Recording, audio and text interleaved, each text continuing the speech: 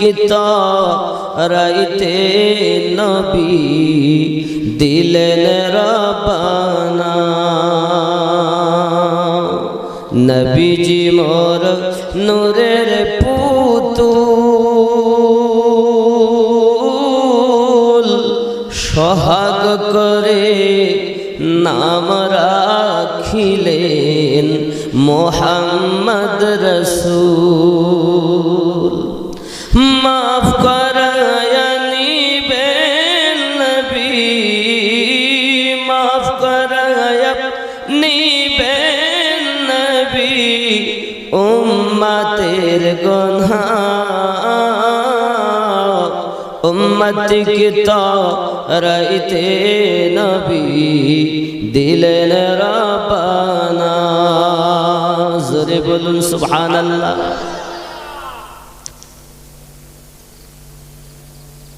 উম্মত কে তারাইতে নবী দিলেন রব্বানা। ওই নবীজিকে কেউ ভাই বলে, বড় ভাইয়ের মতো, তাদেরকে আমরা এক কথায় চিনি ওয়াহাবি বলে। শোনো গো ওয়াহাবি নাদান নবীজিকে বলিস তোরা ভাইয়ের সমান নবীজির জুতার সমান নবীজির ওই জুতার সমান হতে পারবি না উম্মত কে তারাইতে নবী দিলেন রব্বানা। সালাতু ওয়াসসালামু আলাইকা ইয়া রাসূলুল্লাহ আসসালাতু ওয়াসসালামু আলাইকা ইয়া নবী আল্লাহ الصلاة والسلام عليك يا نورا من نور الله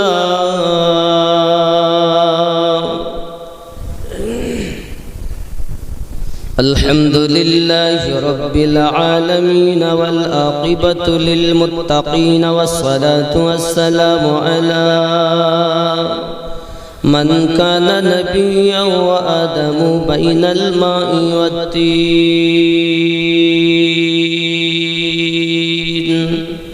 وعلى آله وأصحابه وآل بيته وأولياء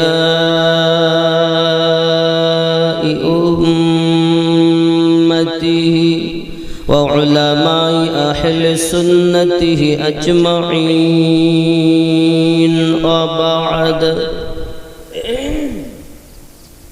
فقد قال الله تعالى في كلامه المجيد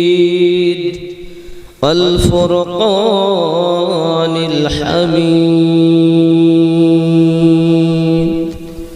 أعوذ بالله من الشيطان الرجيم بسم الله الرحمن الرحيم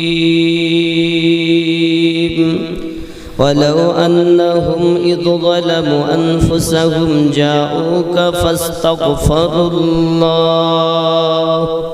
واستغفر لهم الرسول لوجدوا الله توابا رحيما.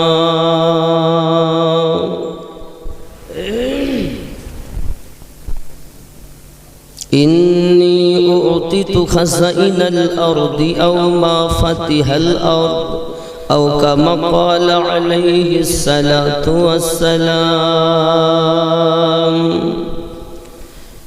وقال الله تعالى في شان حبيبي إن الله وملائكته يصلون على النبي يا أيها الذين آمنوا صلوا عليه وسلموا تسليما اللهم صل على سيدنا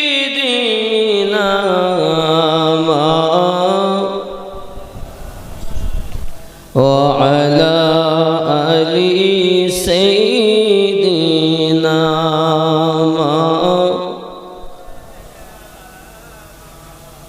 وہ جو نہ تھے تو کچھ نہ تھا، وہ جو نہ ہو تو کچھ نہ ہو، جان ہے وہ جہاں کی، جان ہے تو جہان ہے۔ اللہم صلی سیدنا مولانا محمد وعلی آل سیدنا۔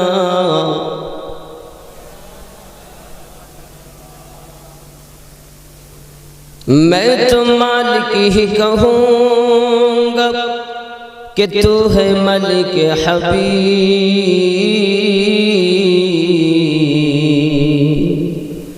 یعنی محبوب و محیب میں نہیں میرا تیرا، وہاں کیا جود کرم ہے شہبت ہاں تیرا، نہیں سنتا ہی نہیں مانگنے والا تیرا۔ اللہم صلی علی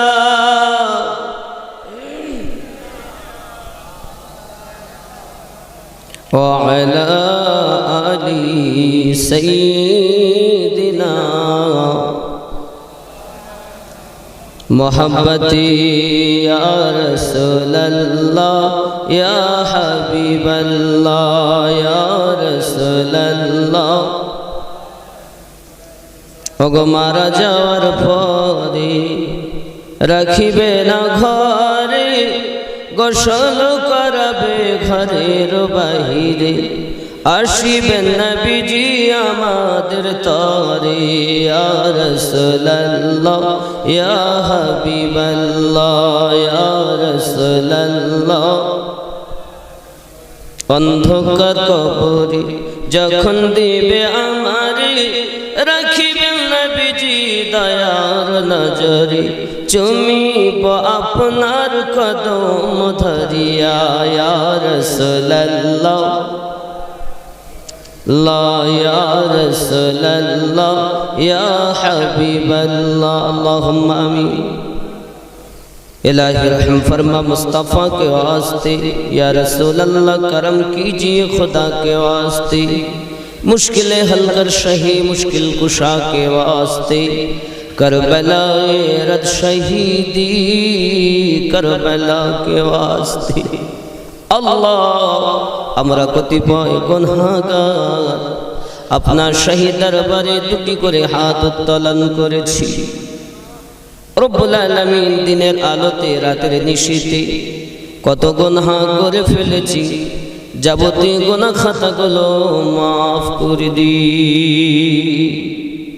আয় আল্লাহ, আমরা যারা হাত পেতে দোয়া চাই, আমাদের মাঝে কারো আব্বা নেই, কারো মা নেই, কারো দাদা, কারো দাদি, কারো নানা, কারো নানি, কারো ভাই, কারো বোন, কারো সন্তান গহীন কবরবাসী হয়েছে গো আল্লাহ। দয়াল নবীর সাদাকায় তাদের কবরগুলো জান্নাতের বাগান বানিয়ে দিন।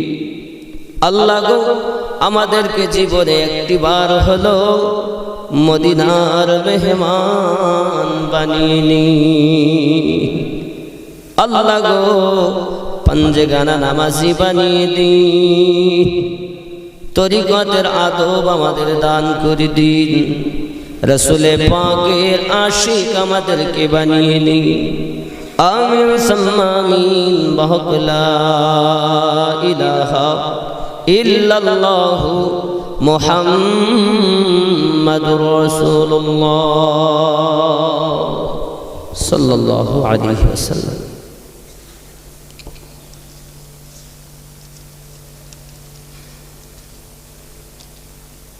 বারোতম বার্ষিকী মহান মিলাদুন নবী জলসা ও ইসালে সওয়াব, স্থান বরালি মাঝের পাড়া, তারিখ 3/11/1426, ইংরেজি 20 নভেম্বর 2019, 12 বুধবার। সম্মানিত নির্বাচিত জলসার সভাপতি সাহেব, আমন্ত্রিত ওলামায়ে কেরাম, বিশেষ করে ফুরফুরা শরীফে ছোট হুজুর পীর কিবলা রহমাতুল্লাহ আলাইহির পৌত্র পীর কামিল জনাব আলহাজ হযরত মাওলানা মোহাম্মদ কাসিম সিদ্দিক আল কুরাইশি ফুরফুরা দরবার শরীফ তথা প্রধান অতিথি হিসেবে আসন অলঙ্কৃত করিবেন ফুরফুরা শরীফের ছোট হুজুর পীর কিবলা রহমাতুল্লাহ আলাইহির পৌত্র জনাব আলহাজ হযরত মাওলানা মোহাম্মদ আব্দুল কাদের সিদ্দিক আল কুরাইশি ফুরফুরা দরবার শরীফ তথা প্রধান হিসাবে আমি গুনাহগারের নাম দিয়েছে আমিন উদ্দিন, হবে আ মহর্ষি দন্তন্নয় হস্যু দয় দয় দীর্ঘি দন্তান্ন আমিন উদ্দিন। জনাব আলহাজ মাওলানা মোহাম্মদ আইয়ুব আলী সাহেব বরালি মসজিদের পেশ ইমাম ও জনাব হযরত মাওলানা মোহাম্মদ ওমর ফারুক সাহেব বরালি, জনাব হাফিজ মোহাম্মদ আব্দুর রশিদ সাহেব বরালি, জনাব মোহাম্মদ ওয়াহাব আব্দুল ওয়াহাব সাহেব মুআজ্জিন, লিখিত অলিখিত ওলামায়ে কেরাম, হুজ্জাজে কেরাম, মসজিদের মুআজ্জিন, কমিটি বিন্দু, উপস্থিত শ্রোতা বিন্দু, সম্মুখে বসে থাকা দিনদার আল্লাহওয়ালা ভাই বাবাজি কচিকাচারা, স্নেহময়ী মমতাময়ী আম্মা ও বোনেরা, আল্লাহ পাকের দয়াতে পবিত্র জালসাতে ঈদ ও মিলাদুন নবীতে উপস্থিত হতে পেরেছি বলে মহান আল্লাহর দরবারে শুকরিয়া জ্ঞাপন করি। সবাই বলি আল্লাহুম্মা আমিন। এবং আল্লাহ পাক আমাদের এই মেহফিল যেন কবুল করেন, আরো জোরে বলি আল্লাহুম্মা আমিন। আল্লাহ আমাদেরকে আখিরি জামানার নবীর উম্মত করে পাঠিয়েছেন, যিনি সব থেকে বেশি আমার নবীকে ভালোবেসেছেন, সেই নবীর উম্মত আমাদেরকে বানিয়েছেন বলে আল্লাহর শুকরিয়া জ্ঞাপনার্থে বলি আলহামদুলিল্লাহ। আরো জোরে বলুন। পরে পরে নবী কওম আকা রাহমাতাল লিল আলামিন, রাহাতিল আশিকিন, আনিসুল গরিবিন, গাছপালার নবী, আসমান জমিনের নবী, চাঁদ সিতারার নবী, 18,000 মখলুকাতের নবী, 80,000 আলমের নবী, স্বয়ং আল্লাহ বলেন আমার নবী মুহাম্মাদুর রাসূলুল্লাহ সাল্লাল্লাহু আলাইহি ওয়াসাল্লামের প্রতি কোটি কোটি রহমত বৃষ্টির ধারায় বর্ষিত হোক, বলি আল্লাহুম্মা আমিন।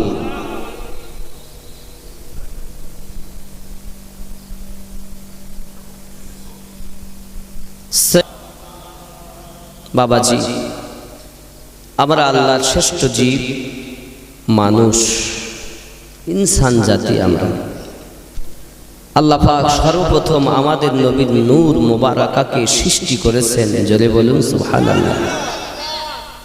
সর্বপ্রথম বলতে আকাশের আগে, জমিনের আগে, চাঁদের আগে, সূর্যের আগে, জান্নাতের আগে, জাহান্নামের আগে, ফেরেশতার আগে, রাতের আগে, দিনের আগে, হাওয়ার আগে, পানির আগে, এক কথায় যখন আমার রব তখন বানিয়েছেন আমাদের নবীকে নূর হিসাবে রহমত, নাম দিয়েছেন মুহাম্মদ, জোরে বলুন।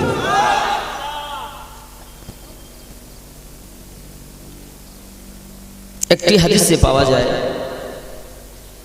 বলা হচ্ছে আল্লাহ পাক আল্লাহ তাআলা আমাদের নবীকে কত আগে বানিয়েছেন। খেয়াল করুন, আল্লাহ পাকের নবী স্বয়ং তিনি বলছেন আদম সৃষ্টি করার 14,000 বছর আগে আল্লাহ আমার নূর বানিয়েছেন, জোরে বলুন।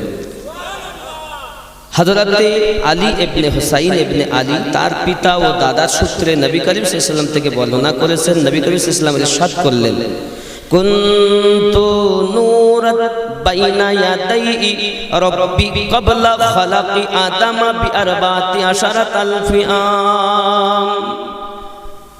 আমি নবী আদম সৃষ্টির 14,000 বছর পূর্বে প্রতিপালকের নিকট নূর হিসাবে ছিলাম। কত বছর আগে? আদম সৃষ্টির 14,000 এখনকার এই দিন আর তখনকার ওই দিন, তখনকার যুগের একদিন আর এখনকার সময়ের 1000 দিন সমান। হিসাব করে দেখা গেল 5,11,00,000 বছর আগে আল্লাহ আমাদের নবীর নূর সৃষ্টি করেছে। নূর সৃষ্টি করার পরে আল্লাহ পাক কি করলেন? যখন আল্লাহ পাক আল্লাহ তাআলা মনস্থ করলেন আমি নূরকে 4 ভাগে বিভক্ত করি। আল্লাহ পাক আল্লাহর হাবিবের নূরকে 4 ভাগে বিভক্ত করলেন। প্রথম ভাগ দিয়ে কলম বানালেন, শোনেননি? লৌহ কলম, কলম বানালেন। দ্বিতীয় ভাগ দিয়ে লোহে মাহফুজ বানালেন এবং তৃতীয় ভাগ দিয়ে আরো সৃষ্টি করলেন। অবশিষ্ট 1 ভাগকে আবার 4 ভাগে বিভক্ত করে প্রথম ভাগ দিয়ে আকাশ বহনকারী ফেরেশতা সৃষ্টি করলেন। দ্বিতীয় অংশ দিয়ে কুরসি, আর কুরসি বলে না, আল্লাহ কুরসি বানালেন এবং তৃতীয় অংশ দিয়ে অন্যান্য ফেরেশতা সৃষ্টি করলেন। দ্বিতীয় 4 ভাগের 1 ভাগকে আবার 4 ভাগে বিভক্ত করে প্রথম ভাগ দিয়ে আকাশ, দ্বিতীয় দিয়ে জমিন এবং তৃতীয় দিয়ে বেহেশত ও দোজখ সৃষ্টি করলেন। তৃতীয়বার অবশিষ্ট 1 ভাগকে পুনরায় 4 ভাগে বিভক্ত করে প্রথম দিয়ে মুমিনের নয়নের নূর। তাই তো বাগদাদে বসে বসে গাউসে আজম নবী দেখেছেন, মুজাদ্দিদ আল ফিসানি হুজুর নবী দেখেছেন, শালিমউদ্দিন নকশবন্দি রাহমাতুল্লাহ আলাইহি ওয়াহারে বসে নবী দেখেছেন, খাজা মাইনুদ্দিন চিশতি আজমিরি আজমিরের জমিনে বসে বসে আমার নবীকে দেখেছেন, মুজাদ্দিদে জামান আবু বকর সিদ্দিকী রাহমাতুল্লাহ আলাইহি ফুরফুরার মাটিতে বসে বসে আমার নবীকে দেখেছেন। কারণ আমার আল্লাহ পাক আল্লাহ তাআলা ওই রাসূলের পাকের তৃতীয় অবশিষ্ট 1 ভাগকে পুনরায় 4 ভাগে বিভক্ত করে প্রথম ভাগ দিয়ে মুমিনের নয়নের নূর বানিয়েছেন, মানে অন্তর্দৃষ্টি আল্লাহ তৈরি করেছে। বুঝতে হবে কথাগুলো আমার। এত বোঝানোর পরে যদি কেউ না বোঝে তারে বোঝাই কে? আর না বুঝে যে হু হু করে তার ভূতি ধরেছে। একটু কাছে আসেন বা আমি আস্তে আস্তে করে আপনাদের কাছে তুলে ধরবো হাদিস কোরআনের কথা। একটু কাছে আসেন আব্বা। জিকিরে লা ইলাহা ইল্লাল্লাহ,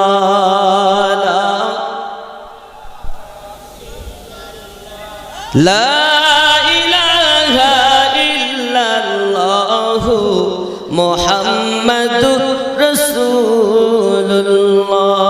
সাল্লাল্লাহু আলাইহি ওয়াসাল্লাম। আব্বাজি আমার দ্বিতীয় ভাগ মুমিনের কলবের নূর তথা আল্লাহর মারিফাত। এই জন্য আল্লাহওয়ালা যারা হয় তাদের অন্তরের দৃষ্টি আছে, কলবের নূর আছে আব্বাজি আমার। এবং তৃতীয় ভাগ মুমিনের মুহাব্বতের নূর। এজন্য যারা মুমিন হয় তাদের ভিতরে ভালোবাসা থাকে। আল্লাহ তাওহীদি কলমা সৃষ্টি করেছেন, লা ইলাহা ইল্লাল্লাহ মুহাম্মাদুর রাসূলুল্লাহ সাল্লাল্লাহু আলাইহি ওয়াসাল্লাম। এই যে কলম, এই কলমটাকে আমার আল্লাহ পাক আল্লাহ তাআলা আমার নবীকে এত ক্ষমতা দিয়েছে, ওই কলমটাকে আমার নবী হাতে ধরে লিখেছে। কত পাওয়ার নবী!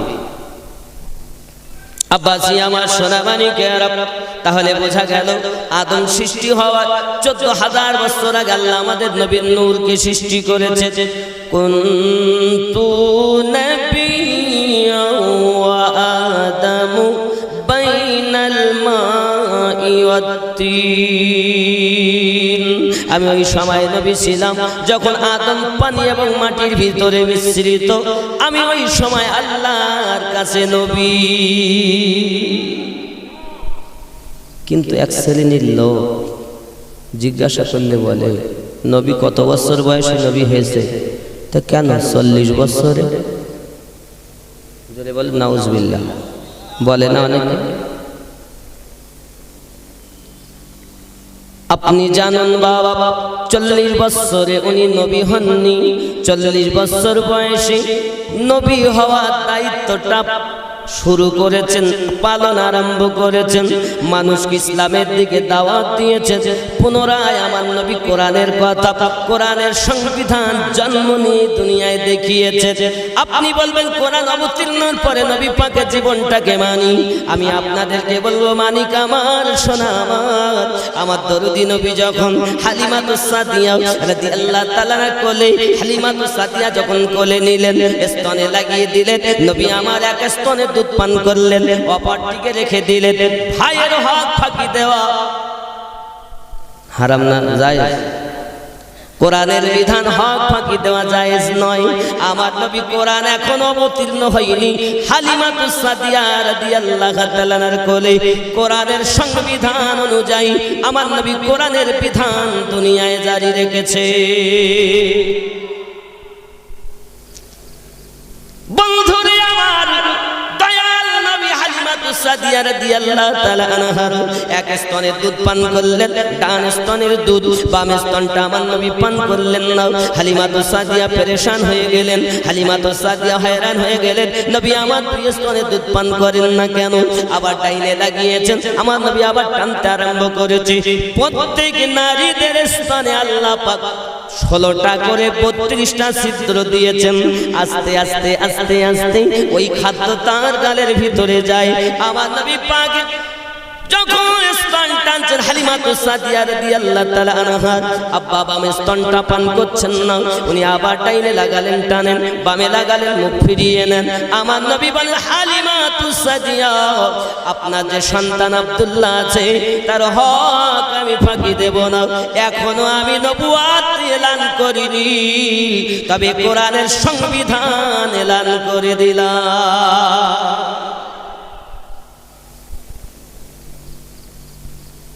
কোরআন কি 30 এখানে এসে কোরআন হয়েছে না? কোরআনকে জিজ্ঞাসা করেন তোমার বাড়ি কোথায়? কোরআন বলছে বল হুয়া কুরআনুম মাজিদুন ফি লাওহিম মাহফুজ। আমার নাম কোরআন মাজিদ, আমার ঠিকানা লোহে মাহফুজে। তার মানে আগে থেকেই 30 পারা কোরআন লোহে মাহফুজে ছিল, আগে থেকেই ছিল। দুনিয়ায় সময় মতো যখন যেটা প্রয়োজন আমার আল্লাহ পাক আমাদের নবী পাকের প্রতি অবতীর্ণ করেছেন। আল্লাহ পাক আমার নবী পাকের প্রতি দিয়েছেন 6666টা আয়াত আল্লাহ কোরআন মাজিদের ভিতরে দিয়েছেন। তার ভিতরে এমন কিছু আয়াত আছে যেগুলোর মানে জিবরাইল আমিন জানেন না, পৃথিবীর কোন মুফতি মুহাদ্দিস জানে না, কোন মুস্তাহিদ জানে না, কোন মুজাদ্দিদ জানে না, কোন ইমাম জানে না, কোন সাহাবী জানে না, কোন আলে বায়াত জানে না। জানে আমার নবী আর জানে আমার দয়াল আল্লাহ।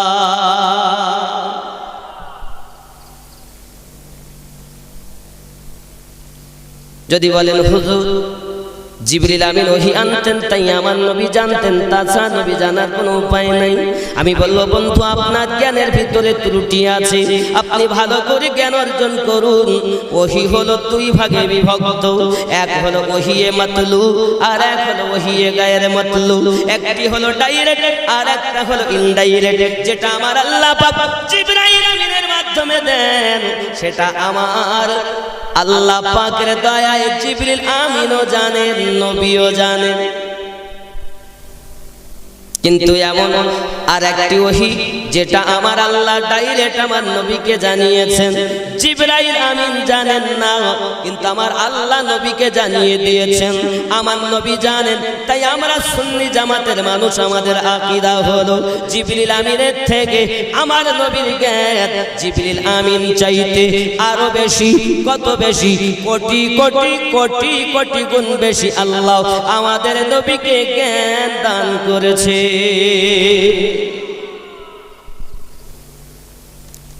তুই শুধু জিবরাইলকে দেখো, তাহলে কোরআন শরীফ খুলুন।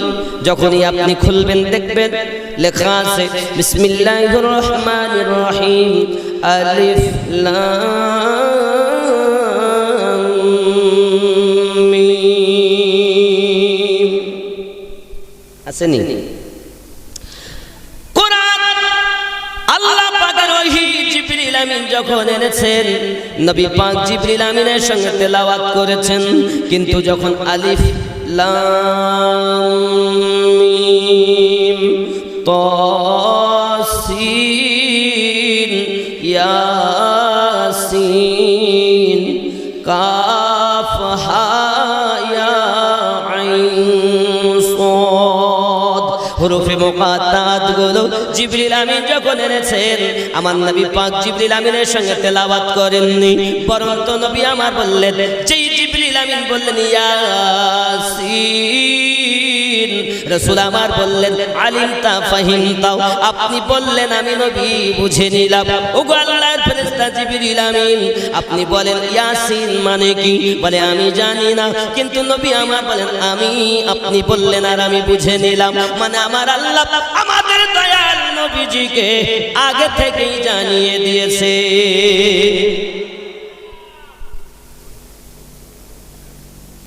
বন্ধুরে সোনা আমার মানিক আমার, তাই তো আমি গজলের ভিতরে বলেছি জামানা দিওয়ানা ও গো মামিনা, তোমার লালের নাই তুলনা, মাগো তোমার লালের নাই তুলনা, জামানা দিওয়ানা ও গো মামিনা, তোমার লালের নাই তুলনা, মাগো তোমার লালের নাই তুলনা। মেঘে মাথায় ছায়া করে রোদ না লাগে গায়, গরম মরু পায়ের তলায় শীতল হয়ে যায়, নুরানি বদনে হাওয়া চলে শনশনে, খেজুর পাতায় হিলায় সব ডানা, মাগো তোমার লালের নাই তুলনা, জামানা দিওয়ানা ও গো মামিনা, তোমার লালের নাই তুলনা, মাগো তোমার লালের নাই তুলনা। জোরে বল। রাগ হচ্ছে? খুব ভালো করে বোঝেন বাবা, আমার দরুদি নবী সাল্লাল্লাহু আলাইহি ওয়াসাল্লাম হালিমাতুস সাদিয়া রাদিয়াল্লাহু তাআলা আনহার কোলে আব্বা আমার হালিমাতুস সাদিয়া আমার নবীজিকে যখন নিয়ে পৌঁছিয়েছেন, হালিমাতুস সাদিয়া রাদিয়াল্লাহু তাআলা আনহার স্বামী হালিমাকে চিনতে পারেনি বাবা, সঙ্গে সঙ্গে ডাক দিয়ে বলে কে তুমি, কে তুমি? ডাক দিয়ে উত্তরে উনি বলছেন আমি আপনার বিয়ে করা স্ত্রী হালিমাতুস সাদিয়া, স্বামী আমার, জীবন সঙ্গী আমার, আপনি আমাকে চিনতে পারলেন না? না না না, আমার বিশ্বাস হয় না, আমার হালিমা 6 মাস থেকে জ্বর ভালো হয় না, কত কবিরাজ দেখিয়েছি, আমার হালিমা জ্বর ভালো হয় না, আমার হালিমার গালের টিপগুলো সব চামড়াগুলো ঢিলা হয়ে গেছে, গায়ের চামড়াগুলো ঢিলা হয়ে গেছে, তুমি তো হালিমা মনে হয় না।